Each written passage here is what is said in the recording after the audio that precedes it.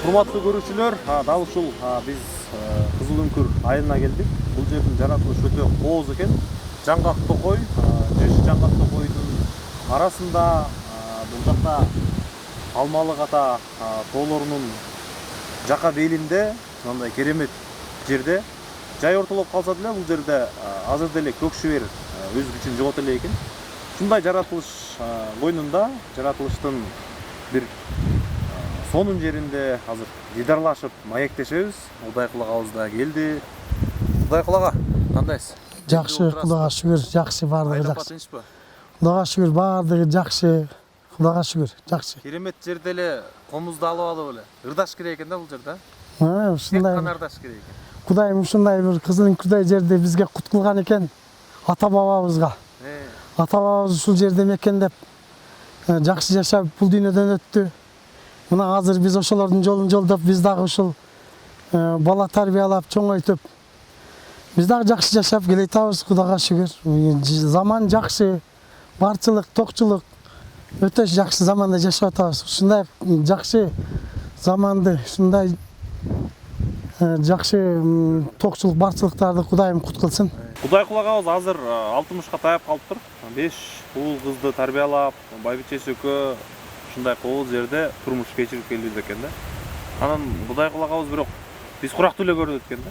5 уул, 5 кыз бар деп эч ким айтпайт. Жаштыктын сыры эмнеде ага? Айтыңызчы. Ушундай жакшынакай природасы, жаратылышы жакшы жерде кыйналбай, жакшы жашасаң карбайт экенсиң. Таза абада кере-керене алып дегендей. Өтө жакшы жерде жашаганыбыз үчүн дагы жаш көрүнөбүз чагымда. Менин оюмча. Анан жогоруда эфирден сыртка сүйлөшүп калдык. Баягы комузду колго алганыңыздан улам айтканым. Ата-энем дагы, атам дагы ушундай ырчы болгон деп. Ата-энеңиз тууралуу айта кетсеңиз. Жакшы болот, өтө жакшы. Биринчи атабызды эскерип туралы. Атам Кайыпов Дарманкул деген 80-жылдары ушул ыркеселерге катышып жүргөн Ошо буласына барып ырдап, Ноодайым, Сулуум, Зуракан ушу элдик ырларды көп аткарган. Мен атам Кызыл Үңкүр айылынын тургуну Кайыпов Дарманкул деген киши болгон. Ушул атам илгери 80-жылга чейин ушул элдик ырларды ырдап, өзүнүн жакшы чыгармалары бар болчу мындай. Ошондо дагы Ошо булусуна карап ыркеселерге катышып, Сармерден ушундай бир оюн-шокторго катышып жүргөн ырчы киши болчу. Ал киши кийин 80-жылдардан кийин Кызыл Үңкүргө ыйман болуп кеткенден кийин ырларын эч ким аткарган, эч ким жок болуп калып, анан мен азыркы убактарда элдердин арасында ушул бир жакшы оюн-шоктор болуп калса ырдап берип коюп жүрөм. Кичине ушул атамдын ырларын эч ким көмүскөдө аткарбай калды деп өзүм аткарып атам. Ушул. Анан атам ушул атамдын 6 баласы болгон, 3 кыз, 3 уулу. Ар кимиз ар жерлерибизде турмуш тиричиликте. Мен дагы ошол атамдардын жолун жолдоп азыр 5 балалуумун, сиз айтмакчы. 4 кыз, 1 уулум бар. 4 кызымды тең турмушка бердим, Кудайга шүгүр. Уулум үйлөнүп, мынаты бала чакалуу болуп калды. Азыр ушу үйдө аксакал болуп, ушу үйдө ардактуу эс алуудабыз, дем алып, жакшы жүрөбүз. Келинчегим экөөбүз анча кары элекпиз, Кудайга шүгүр азыр. Кудай кааласа келечек астыда дагы ушу бала чакабызга баш көз болуп, жакшы турмуш курсак деп ойлойбуз. Жакшы турмушта адам карыбайт экен. Жаш боюнча жакшы жүрөт экен. Ушу элибиздин арасында ырдап, оюн-шокторго ыркесе Сармерден деген тез-тез уюштурулуп турат биздин айылда. Баары ошолорго ырдап келип турам. Бизге меймандар келип турат. Ушу меймандарга ырдап берип турам ушу. Ушул жакшы бардыгы. Чыгармачылыкка мындай кичине өзүмдүн талантым бар экен, өзүмдүн музыкалык сабатым жок. Бирок ушу атамдын ырларын ырдап эле элге таанытып коеюн деген ойдо гана элдердин арасында ырдап жүрөм. Жакшы меймандар келсе ырдайм. Ушул биздин айылдык айыл өкмөтүндө бир кандайдыр бир иш-чаралар болсо ырдап элге көрүнүп жүрөбүз ырдап. Бул өнөргө апамын каршы чыккан себеби артисттер кембагал болуп калат. Сен бөлөк өнөрдү үйрөнүп, мындай өнөрлүү болуп, акча таап, бай жаша деген. Анан комистерди урдасаң сен кембагал болуп каласың деген. Ал илгери кичине атам ырдап жүрүп, көп нерсеге жетишпей калгандыгынан айтса керек. Анан кийин бул өнөр адамдары азыр жакшы жашап атышат.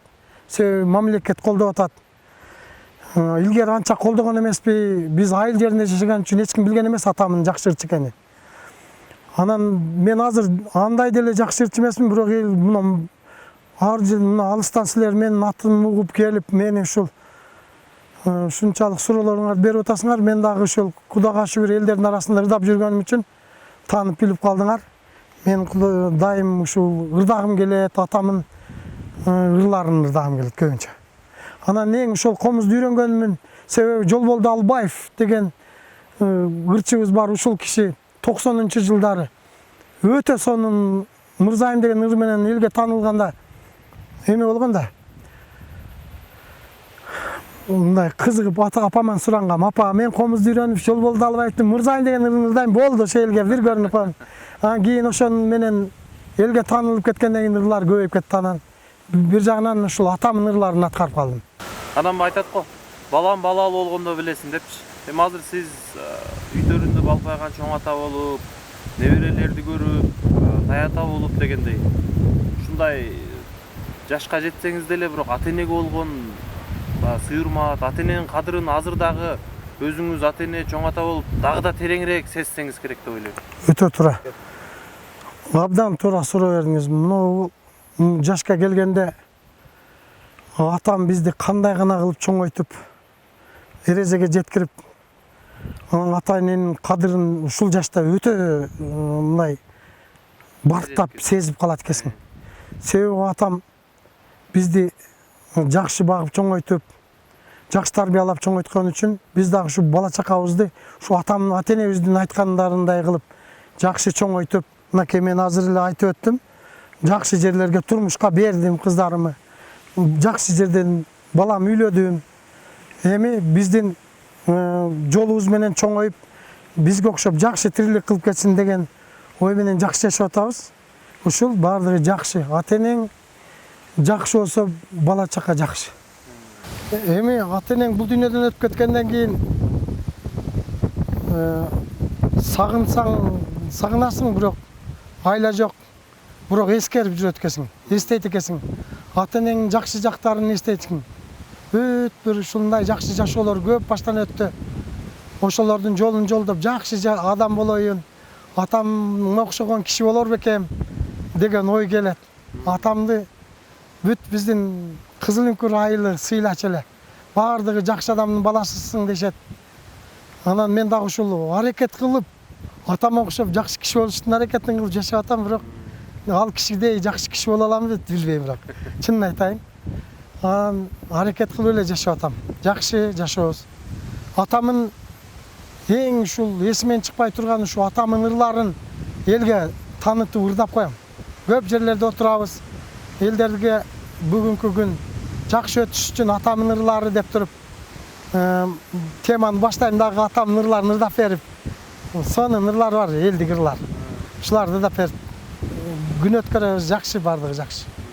Биринчи өзүңүн алган жарың менен өтө ынтымак жашаш керек. Бири-бирибизди, аялым экөөбүз бири-бирибизди өтө жакшы сыйлайбыз. Анан бизди көрүп балдарыбыз чоңоет. Ошондо жакшы тарбия менен чоңойгон бала бирөөнүн үй бүлөсүндө жашап калса дагы жакшы жашап кетет кыздар. Бирөөнүн кызын алса дагы жакшы жашап кетет.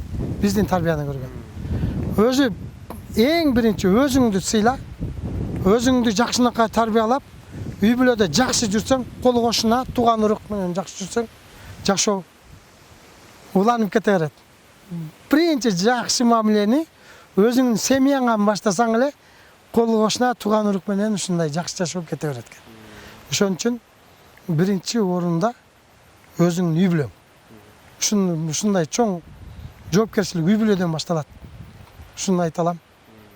Менин атам комуз сертіп ырдаган эмес, жөн комуз жок ырдаган да. Эң алиги элге таанылган ыры Ноодайым деген ыр менен таанылган, ошону эң акыркы ушул Ошо буласынын ыркесесинде Анаш Кадырова деген эжекебиздин алып баруусу менен ыркеседе катышып келген. Ошол ырын кыскача ырдап берип коеюн. Атам ошол илгери жаш кезинде бир Узун молдо деген акын сыяктуу киши болгон экен. Ошол Узун молдо жолдо көчөлөрдө кетип атып эле Ноодайымды мындай кылып ырдаган экен да. Асмандагы көрүнгөн айып экенсиң Ноодайым, бетиң аппак сулуунун алды экенсиң Ноодайым деп мындай кылтылдап ырдап кеткенде, атам илгери тетрадь эле ручкалар менен жазып, ырларын жазып алган эмес, угуп кулаңына сиңип, бир 36 ушундай куплетте 30-35 куплет ырда. Ошону анан атам мындай кылып ырдаган. Мен ырдап берип коеюн ошону. Асмандагы көрүнгөн айып экенсиң Ноодайым, бетиң аппак сулуунун алды экенсиң Ноодайым. Ноодайым дегенде даңазаңдың эшиттим, таш булактын үстүндө көрөйүн деп мен бардым, суда тосуп жандадым, бир көрүшкөн аңдадым, кумга жылкың окшобой, сен өзүңдөн сурасам ол да сизген окшобой. Атилес көйнөктөн өзүң, айылдын көркү сен өзүң, ырдаган бозой мен өзүм, бир көргөнүм башкача көркөм сулуу Ноодайым. Уузар чач элегиң, жалган айтат дебегин, тоюң болсо тойлогун, жаным адам ойлогун, пул болсо күлүп минбейби, жакшыны адам билбейби, бээдө минсең байда бар, өзүңдөй сулуу кайда бар, кымбатчылык жылдары буудай сатып бир тилла, кадырын билген кишиге Ноодайым басы миң тилла дейт. Эрмесем өзүм шоктугу, эстеймин колум жоктугу, чыгымың амал жетпей, чыкканыңа көз жетпей, алайын десем алымас, аркамда калган малымас, сагызгандан куш кылып, сала албадым Ноодайым, санам жетсе мал жетпей, ала албадым Ноодайым, көгүчкөндөн куш кылып, сала албадым Ноодайым, көңүлүм жетсе мал жетпей, ала албадым Ноодайым, күлүктү минсем куйругун, түйүп жүрөм Ноодайым, ар көргөндө мен сенин күйүп жүрөм Ноодайым дейт. Эми кыскартып ырдап койдум. Сиз кандай жаттадыңыз аны? Мен дагы атаман кичине ушул 20% атамын тарткан окшойм. 20-30% деп кое берейин. Мен дагы ушул угуп жаттап калгам, атамдын ырларын угуп жакшы көрүп койт элем. Болду, бир 5-6 күндөн кийин кайталап ырдачу элем. Анан Сулуум деген ыры болгон. Ушул алдагы ушу комуз жок ыр болгон. Саятчынын көчкөнү узун белеси кыр болот, ургачынын жакшысы узун сабагы ыр болот. Geçüsün tap geçpesen, sudan kıyını görmedim. Hıkımın tap aytpasan, ırdan kıyını görmedim. Arka çaçını bir tutam, tarman eken o suluğum. Baralbay ırda boy jürgönüm, arman ekeni suluğum. Jelke çaçını bir tutam, tarman eken o suluğum. Jet albay ırda boy jürgönüm, arman ekeni suluğum. Erteden geçke cumuştan gelmey, el üçün işte tamakta içpey, kalkındın işi cılsa devalga, talıkpay oylo biz dedin ayla, talıkpay oylo biz dedin ayla.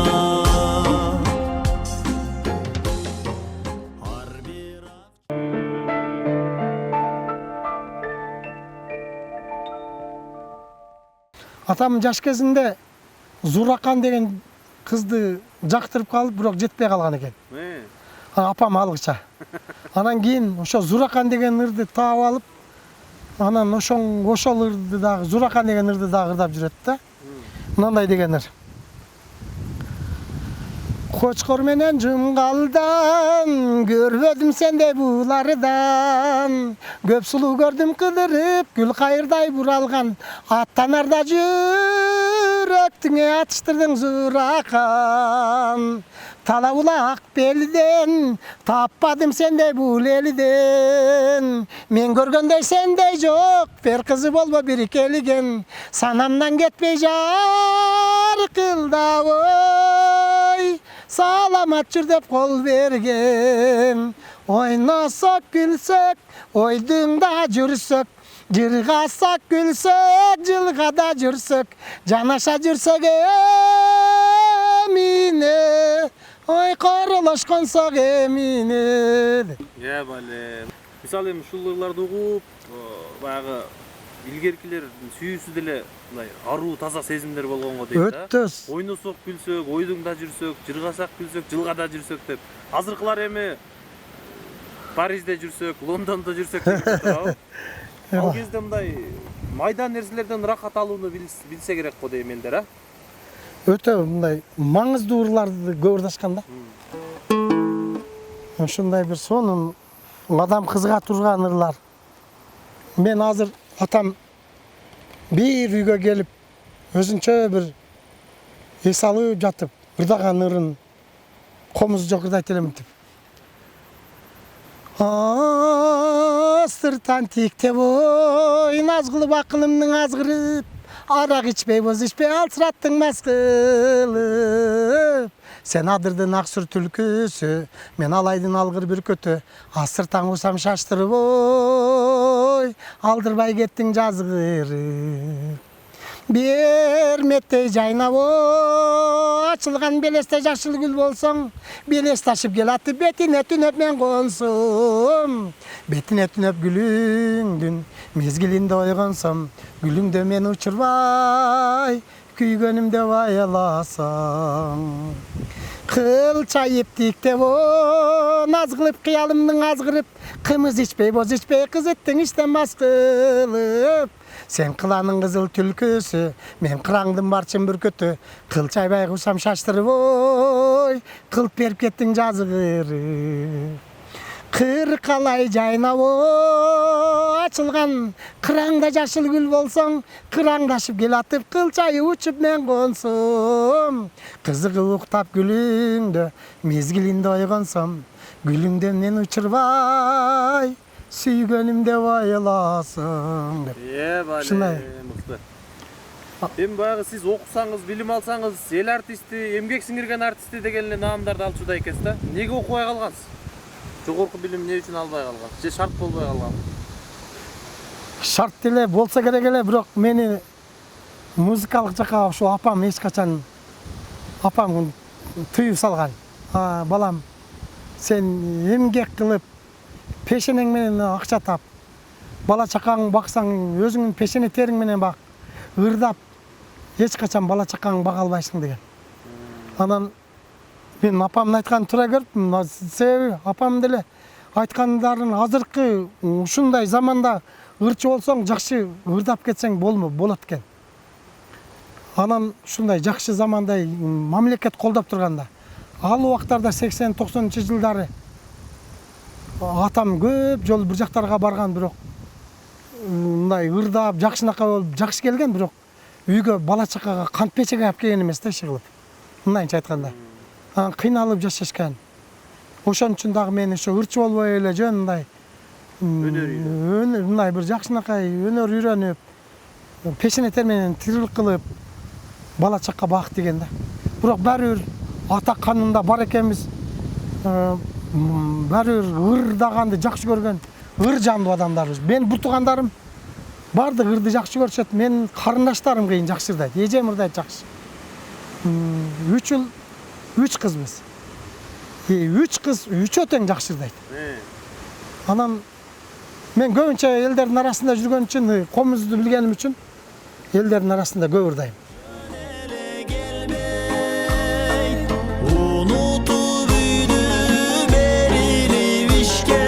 Kaytasın uygu dayıma geçti, kaytasın uygu dayıma geçti.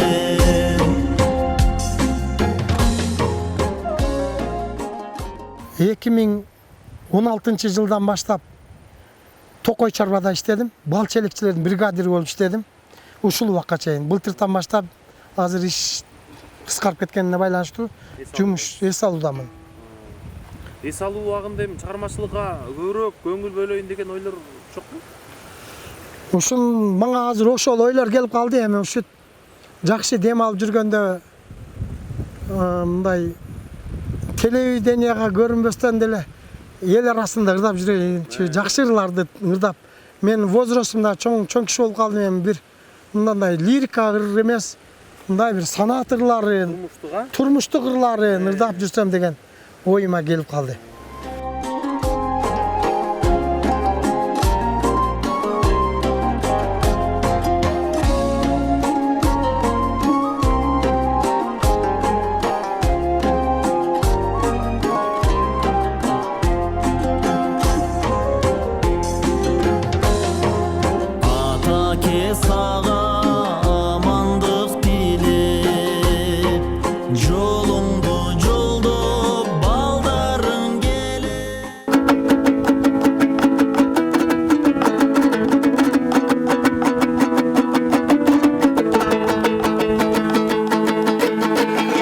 Талыштын бойынан суу аласың о мырзайым, алты кар баскан түлкүдөй чубаласың мырзайым. Ашыктыктан ойырдасам уяласың мырзайым.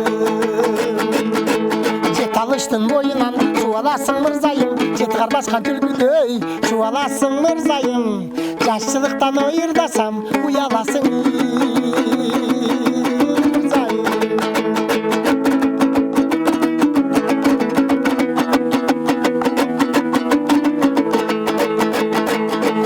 бакканы ат окшоп элилесиң о мырзайым, эл ичинден ырдасам жеңилесиң о мырзайым. Көлдө ойногон өдөктөй тарпылдайсың мырзайым, көмөкөйдөн алтындай жаркылдайсың мырзайым.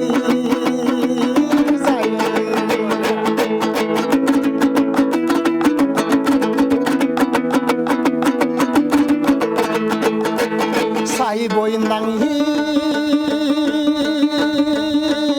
эрмендер, сагыз канат атып мергендер, ана шо мергени мен болуп сагыз канатып алгамын. Мырзайым сенин одардыңдан сана бир тартып калгамын. Суу боюндан эрмендер, суксур бир атат мергендер, ана шо мерген мен болуп суксур бир атып алгамын. Мырзайым сенин одардыңдан суктанып ырдап калгамын. Салкар оясыл насатын айткан, караның бизге күч кубат берет, караның бизге күч кубат берет.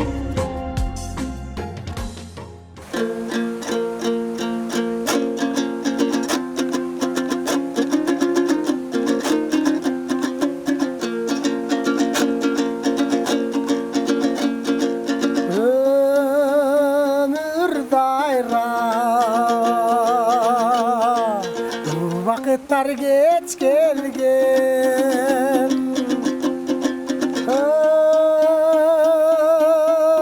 dünürüm, mağa gelsen geç gelgen. Asıl geçim kaydan çığa kaldın sen.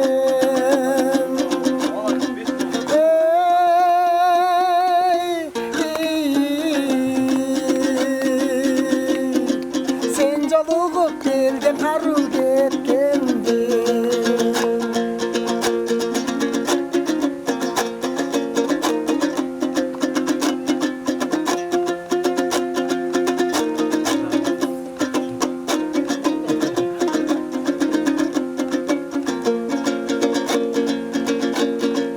Jaşo jirga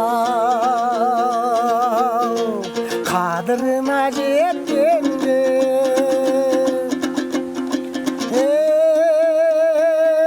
эмне жетсин сүйүү сырын чечкенде жүрөк ыйлайт жүлүндөрүм зырпылдай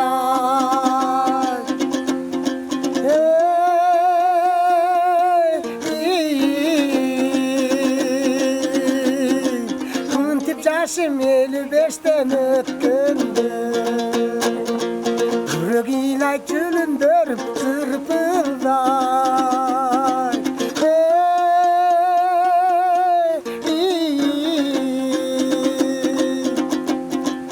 Müntip yaşım 55'ten ötkende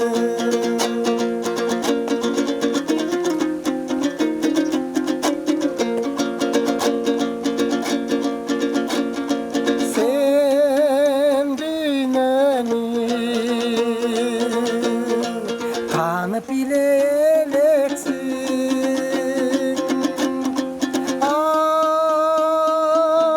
sen mağa Uygaruvçu deleksin Orlu can ömür boyu ensegen